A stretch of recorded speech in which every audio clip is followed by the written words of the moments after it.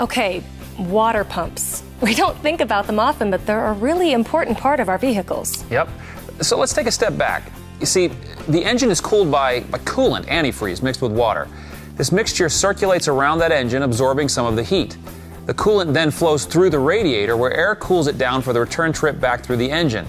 And the water pump is what drives this process. Now, I've heard that cooling system problems are the #1 mechanical failure, so the water pump plays a pretty important role. Absolutely right.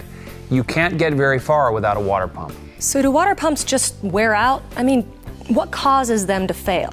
Well, after all those miles and years of pumping coolant, they just wear out.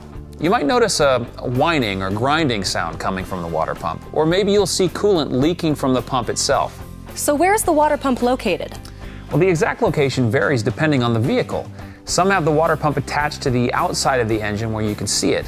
With those, the water pump is driven by the serpentine belt.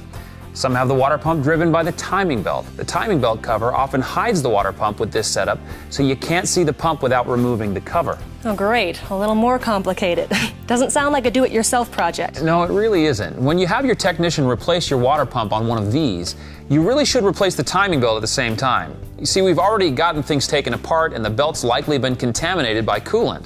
The timing belts usually need to be replaced every 60 to 90,000 miles anyway, so it just makes sense to do both jobs at once. And the opposite is probably true too. When you change the timing belt on this type of engine, replace the water pump while you're at it. Exactly right. The water pump will eventually fail, and getting to it is an expensive project. So for a little more, you can take care of both the timing belt and the water pump at the same time. Good stuff. Thanks, Jeremy.